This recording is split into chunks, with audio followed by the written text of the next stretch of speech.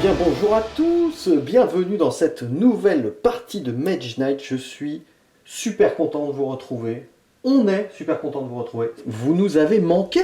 Alors, j'espère que vous avez été attentifs dans cette introduction, car s'y est glissé déjà une erreur de règle. Et oui, puisque j'ai été un peu vite pour la mise en place. J'ai pas été chercher les infos au bon endroit et du coup, j'ai mis 7 tuiles campagne alors qu'en fait il en faut que 5. Ce qui est bien, c'est que ça rend la partie encore plus dure. Bon, alors pour info, je tourne cette introduction alors que je suis en train de jouer la dernière manche. Du coup, j'ai pensé à équilibrer la partie en baissant le niveau de la cité à 3 par exemple ou 4.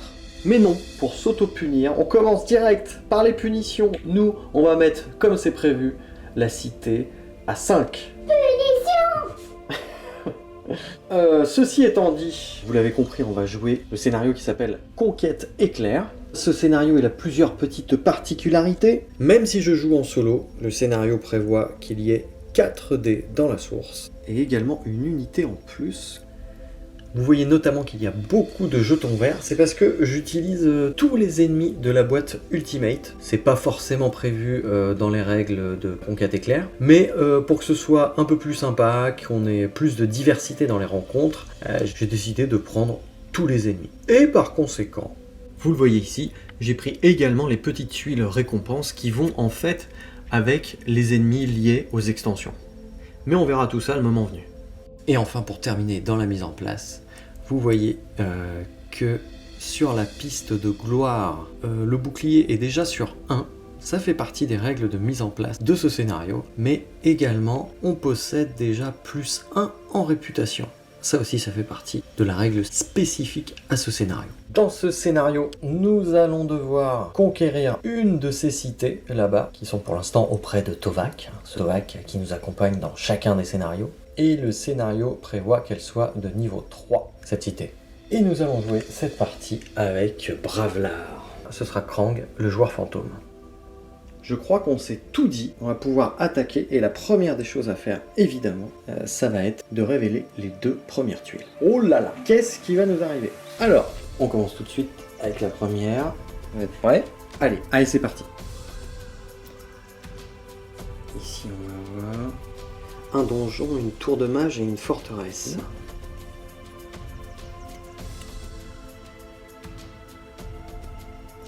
On va déjà avoir 2-3 petits trucs à mettre en place. C'est absolument essentiel, hein, mettre les jetons dans le sens des illustrations. Et là, on va voir le premier ennemi, le premier maraudeur de cette partie. Des tirailleurs orques avec une double attaque de 1. Et comme nous avons un monastère, on va pouvoir révéler une carte action avancée, la décomposition. Le fiston a tiré la source parfaite du vert, du rouge, du bleu, du blanc. Certains vont encore dire que j'ai une chance pas possible. C'est vrai. On va prendre notre jeton unité.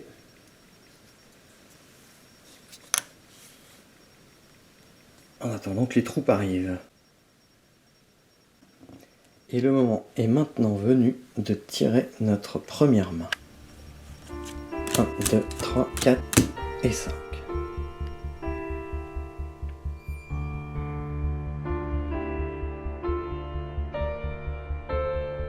Deux jours et 2 nuits, voici le temps dont Bravlar dispose pour aller conquérir une cité.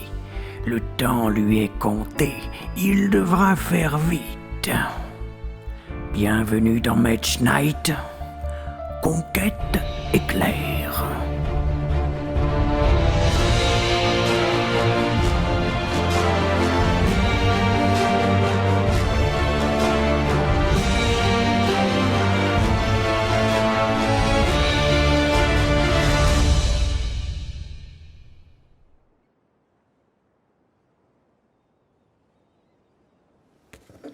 Allez, on y va. On commence avec de la tatane. Vous inquiétez pas, j'oublie pas les petites cartes tactiques. Ensuite, du mouvement, il va nous en falloir. La tranquillité, on en a besoin de tranquillité. Surtout par les temps qui courent. Hein. Improvisation, super, c'est toujours une bonne nouvelle. Et de l'influence. Ah, alors, voyons voir ce qu'on a là. Qu'est-ce qu'on fait? On fait quoi les copains? On fait quoi? On va où?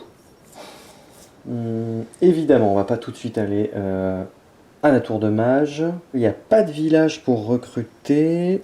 Là comme ça, je me dis que j'ai envie de me diriger vers le monastère. Qui je peux recruter là-bas? Je peux recruter les illusionnistes pour la modique somme de 7 points d'influence. Ces derniers me permettront d'avoir de l'influence. Ils peuvent empêcher un ennemi non fortifié d'attaquer et ils peuvent me générer un cristal blanc. Ils sont pas mal, mais c'est pas non plus... Enfin, je trouve que c'est pas non plus dingo pour leur prix. Ils ont une petite armure qui est résistante au physique. C'est tout ce que je pourrais recruter donc dans ce monastère. Bon, allez, voyons voir ces cartes tactiques. Alors, la planification qui me permet d'augmenter ma main. Lève-tôt pour jouer en premier. Le faux départ, c'est quoi? Alors oui, je dois vous dire, ça fait un petit moment que j'ai pas joué. Faut que je me remette un peu dedans quand même. Défausser jusqu'à 3 cartes de votre main, puis piocher autant de cartes. C'est pour faire un petit mulligan, quoi. Le départ flamboyant, vous le savez, je kiffe. Et au bon moment, ça permet de rejouer un tour. Alors, à noter que là, on joue avec un joueur fantôme classique, pas comme avec Volcar. Et donc, les 2 cartes qui seront utilisées, la mienne et celle de Krang. Bon, oui, mon petit lapin. Et bien ces 2 cartes, je pourrais pas les réutiliser après. Elles vont être retirées de la partie. Donc, vous me voyez venir. Si Krang prend le départ flamboyant, je ne pourrais pas l'utiliser de toute la partie. Premier choix cornélien. Faut que je réfléchisse à qu'est-ce que je veux faire. Il y a 2 trucs qui me plaisent là. Soit je traverse dans la forêt, et je vais jusqu'au monastère. Comme ça, en passant, je peux révéler les ennemis qui défendent la forteresse. Et une fois que je suis arrivé au monastère, éventuellement, je recrute les illusionnistes, qui eux, d'une manière ou d'une autre, me seront forcément utiles ensuite pour conquérir la forteresse. Pas mal. Parce que, en fait, la question que je me pose, c'est est-ce qu'il va falloir que je prenne le départ flamboyant? Est-ce qu'il me serait utile? J'ai du rouge, je peux booster. Là, j'ai 5 points de mouvement. Avec ça, j'ai 7 points de mouvement, les copains. Il me faut 11 points de mouvement pour aller jusqu'au monastère, donc faut pas rêver non plus. 3 x 3, 9, et il m'en faut 9 pour aller jusqu'au tirailleur. Bon, je suis déjà en train de partir dans tous les sens. Non, je crois qu'on va se détendre. J'ai envie de conquérir tout le territoire en un tour, là. Comme je vous dis, faut que je me remette dedans. On va partir sur le classique. Je vais prendre la planification. En gros, le projet, c'est d'aller jusqu'à la clairière magique. Comme ça, je commence mon prochain tour avec un mana or. C'est bien ça. Commencez votre tour sur la clairière magique. Je gagne un jeton mana or. Oui. Je révèle les ennemis de la forteresse. Comme ça, j'aurai pas utilisé toutes mes cartes. Et au prochain tour, vu que je vais utiliser la tactique planification, au prochain tour, j'aurai des cartes en plus pour qui sait. Peut-être que les ennemis de la forteresse seront très accueillants. Peut-être que la forteresse sera prenable. Et si c'est pas le cas, j'irai jusqu'au monastère. Et il me restera mon influence. Moi je vous dis, on va faire ça jusqu'à ce que je change d'avis. On va faire comme ça. Alors donc, je prends la carte tactique planification. Et tout de suite, sous vos yeux ébahis, on va faire le tour de Krang. Alors là, évidemment, il est hors de question que ce scélérat me prenne le départ flamboyant. Sinon, je fais un scandale, j'appelle Vladajvatil. Hop, Krang. Choisis donc la tactique du faux départ. Ok, c'est donc lui qui commence. On va tout de suite faire son tour, on va faire connaissance avec lui. 1, 2 et 3. Très bien mon lapin. Donc reprenons le fil de notre pensée. L'autre solution qui peut être cool, c'est d'aller jusqu'à la mine de cristal, mais j'aurais pas assez. La mine de cristal, c'est 8. Donc là, si je veux aller jusqu'à la mine de cristal au premier tour, ça me demande de jouer l'une de ces 2 cartes inclinées. Parce que là j'ai 5, 6, 7, par exemple 8 ou 8. Alors que si je vais à la clairière magique, j'ai besoin de 6 points de mouvement. Là j'en ai 7, ce qui fait que je termine avec 2 cartes. Et donc la planification ici, ça marchera. Et ma limite de main sera augmentée de 1. Allez, pour ce premier tour, on va faire ça. On va aller se rendre tranquillou, pépouze, sur la clairière magique. Attendez, Bravlar, c'est un druide. S'il va pas dans une clairière magique, moi je comprends plus rien. Je joue donc l'improvisation. Pour ceci, je défausse la carte tranquillité, que je ne booste pas. Non, non, non, non, non. J'ai encore changé d'avis.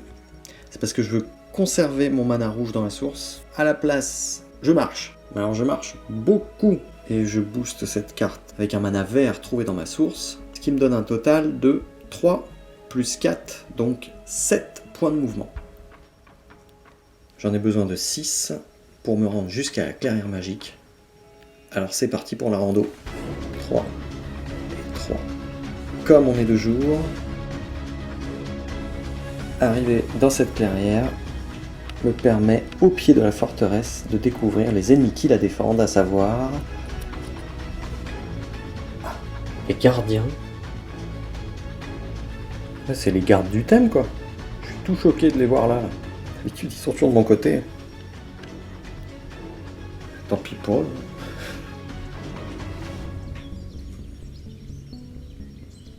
Je décide donc d'arrêter mon tour ici. Je relance le dé que j'ai utilisé dans la source. Je fais du blanc. Je remballe les cartes que j'ai utilisées. Je remballe, je les défausse quoi. Et on va attaquer un nouveau tour avec Krang.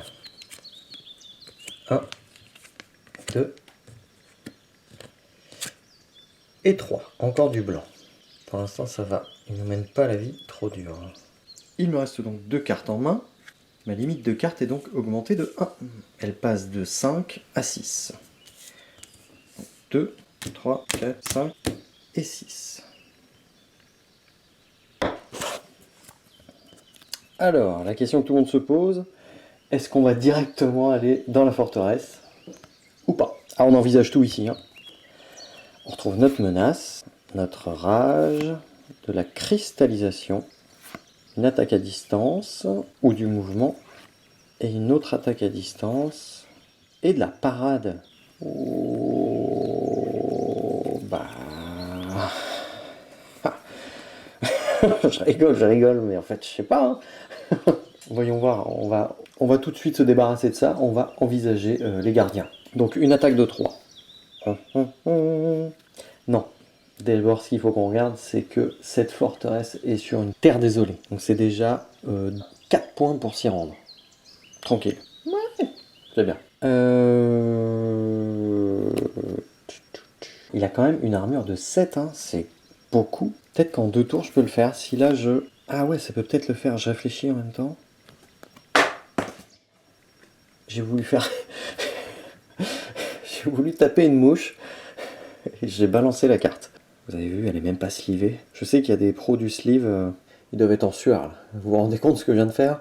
Balancer une carte non slivée. Au bûcher, Studio Tomac. Au bûcher. Non, regardez, elle va bien. Bon, reprenons. J'étais en train de me dire, peut-être que je fais un tour où je cristallise du mana, genre du rouge.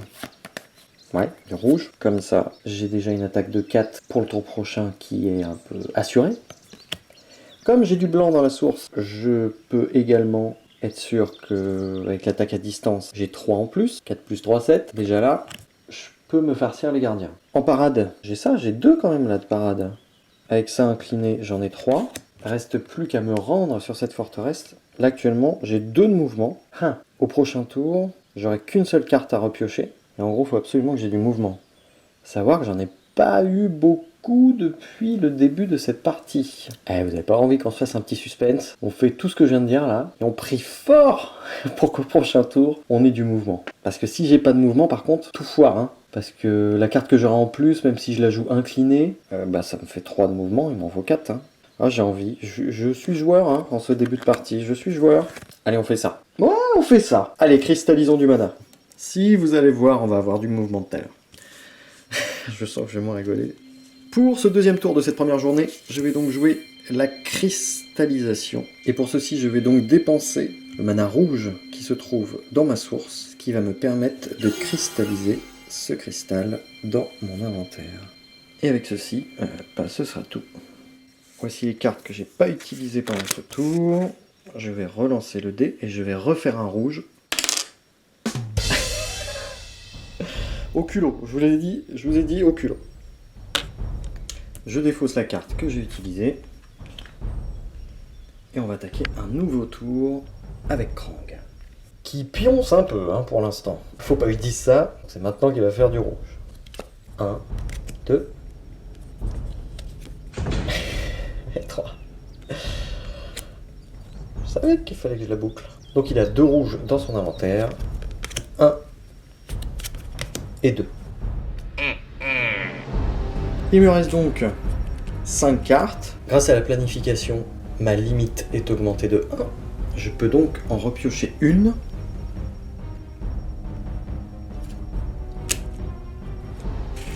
Et c'est le moment où on va trembler. Ah, je suis joueur. Parce que franchement, tout de suite, on peut conquérir une forteresse. Ça aurait de la gueule. Ah non, j'ai dit que je dirais pas de grand mot. Ça aurait du visage. Ça aurait de la figure. Hein? Allez, le suspense. Donc, la menace. Voyons voir si nos plans vont pouvoir être menés à bien. Et oui, alors, c'est qui papa? Allez, on va la conquérir cette forteresse. On change pas de plan, hein. C'est parti. On va se faire un petit combo comme on les aime. Je joue donc la célérité ainsi que l'endurance qui me permettent d'avoir 4 points de mouvement au total. C'est ce qu'il faut à Bravelard pour prendre d'assaut la forteresse. Cet assaut va lui coûter 1 point de réputation. Et maintenant, il va devoir faire face à l'attaque des gardiens. Celle-ci est de 3. En jouant la détermination qui lui donne 2 points de parade, ainsi que la menace inclinée, il obtient au total 3 points de parade. Les gardiens sont bloqués. Il joue ensuite la célérité à nouveau pour avoir une attaque de 3, boostée avec un mana blanc trouvé dans ma source, ainsi que la rage, boostée non pas avec un mana rouge comme je l'avais dit, mais avec un mana or. Et oui, vous croyez que j'avais oublié que la clairière me permettait d'avoir un jeton or au début de ce tour. Non mais papa, en vrai t'avais oublié. Bon, j'avoue, c'est mon fils qui me l'a rappelé. Ça me permet de conserver ce cristal rouge dans mon inventaire. Je sais pas ce que tu ferais sans moi, papa. Bref, grâce à ce combo, Bravelard obtient 7 points d'attaque. Et ce sera suffisant pour éliminer les défenseurs de cette forteresse. Éliminer ses ennemis lui rapporte 3 points de gloire. 1, 2, 3. Et il passe ainsi un nouveau palier. Ce qui va lui permettre de gagner au choix une carte action avancée ainsi qu'une compétence. Joie, bonheur. Et c'est avec ce beau combo que Bravelard a conquis sa première forteresse. On va donc procéder au choix des compétences. Alors, je crois qu'il n'y a pas un scénario sur cette chaîne que j'ai fait correctement au niveau des compétences. On va vérifier cette fois-ci. N'hésitez pas, envoyez vos commentaires si je fais une nouvelle fois n'importe quoi. On va prendre une compétence de Krang que l'on va mettre là-bas. Et cette compétence sera disponible au prochain changement de niveau. Pour l'instant, ce n'est pas le cas. Pour l'instant, on pourra choisir qu'entre 2 compétences de Bravelard. Alors, j'adore ces petits moments. On va avoir soit les alliés sauvages, ou alors les sentiers secrets. Ah, pour les alliés sauvages, les coûts d'exploration sont réduits de 1 mouvement. Et une fois par tour, attaque 1 ou réduisez de 1 l'attaque d'un ennemi. Déjà ça, c'est pas mal. En plus, c'est une compétence qui est valable tous les tours. Donc attention, hein, je précise bien parce que j'avais une compétence équivalente un peu dans le scénario de Volcar. Là, quand ils disent le coût d'exploration sont réduits de moins 1 mouvement, ça veut dire que pour révéler une tuile, d'habitude ça coûte 2, là ça ne coûtera plus que 1. Attention, c'est pas pour se déplacer. L'exploration, c'est pas quand on se déplace. L'exploration, c'est quand on révèle une nouvelle tuile. Je me suis déjà fait rouler une fois, c'est bon. La deuxième compétence, sentier secret. Une fois par tour, j'ai un mouvement 1. Déjà rien que ça, c'est bien. Vous pouvez entrer sur une montagne. Ah oui, pour un coût de 5. Elle est considérée pour vous comme une case sécurisée. Et en plus, en payant un mana bleu, vous pouvez entrer sur un lac pour un coût de 2 ce tour. Les lacs sont considérés pour vous comme des cases sécurisées. Ah, j'hésite là. Je vais regarder du côté des actions avancées ce que je vais prendre. Le don pour la magie. Défausser une carte de n'importe quelle couleur. Vous pouvez utiliser une carte sort de même couleur de l'offre des sorts, comme si c'était dans votre main ce tour. Oh, c'est génial ça. Ah, déjà j'adore ça. Ensuite la volonté de faire, ça j'adore aussi parce que c'est très versatile. Je peux avoir soit du mouvement, soit de l'influence, soit de l'attaque ou de la parade. Vous pouvez défausser une blessure pour augmenter cet effet de 1. C'est génial. Oui, je lis que les effets de base. On sait qu'en général, les effets améliorés, c'est à peu près la même chose mais en mieux. Et le portail temporel, à jouer en tant qu'action de votre tour, vous pouvez vous déplacer sur une case adjacente sécurisée sans provoquer les ennemis errants. Bon, franchement, elle est bien aussi celle-là, mais j'adore les deux autres. Bon, franchement, ces deux-là, elles sont trop bien. Je vais peut-être vous surprendre, mais je vais quand même prendre la volonté de faire. C'est vrai que Don pour la magie est vraiment très puissant. Je me trompe peut-être, mais je vois venir le truc où, quand même pour que ça marche, le don pour la magie, faut défausser une carte qui soit de la couleur qui m'intéresse dans les sorts. Donc ça me fait perdre une carte, enfin ça me fait défausser une carte, je la perds pas de mon deck non plus. Et 2, faut avoir la carte de la couleur du sort qui m'intéresse. Faut quand même, pour que ça marche, les planètes soient assez alignées, quoi. J'avoue que ça me fait un peu peur. Après, vraiment, c'est très puissant, surtout que l'effet avancé, en gros, dans les mêmes conditions, il permet non pas d'utiliser une carte sort, mais carrément de la gagner, de la mettre dans sa défausse. Mais bon, je vous le dis, je me trompe peut-être, mais je vois venir le truc où, voilà, sur le papier c'est trop bien, et puis en jeu, est-ce que vraiment ça va m'être utile ? Alors que la volonté de faire, j'ai aucun doute là-dessus. Vu que, comme je vous l'ai dit, ça peut m'apporter de tout, du mouvement, de l'influence, de l'attaque ou de la parade. Si j'ai des blessures, je peux augmenter ses effets. Avec ça, je suis sûr de ne pas me tromper. Donc, je choisis la volonté de faire, qui vient en haut de mon deck. Et de ce côté-ci, je vais choisir les alliés sauvages. On sent quand même bien le côté sauvage là. Donc cette compétence que j'ai pas choisie, elle va aller ici et elle ne sera plus jamais disponible. Jamais. Vous entendez ? Jamais. Et voilà. C'est ainsi que se termine ce premier épisode. Cette conquête éclair commence bien, en tout cas moi je m'amuse beaucoup. On va défausser toutes les cartes qu'on a utilisées et préparer le prochain tour.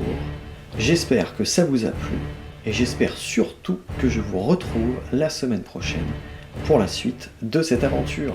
Alors d'ici là, portez-vous bien. De gros bisous, mais ouais, de gros bisous, mais carrément.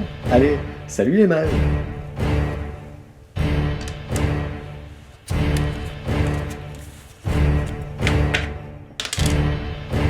Vert.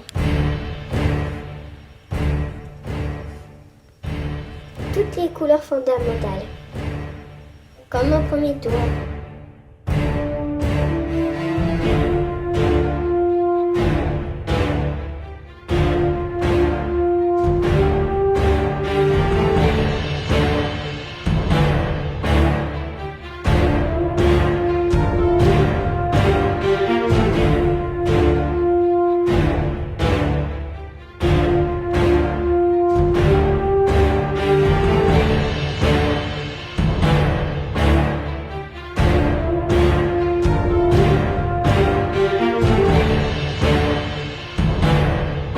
Abonnez-vous. Vous, abonnez-vous. Abonnez-vous. Abonnez-vous. Sinon je vous envoie les herbes à trier.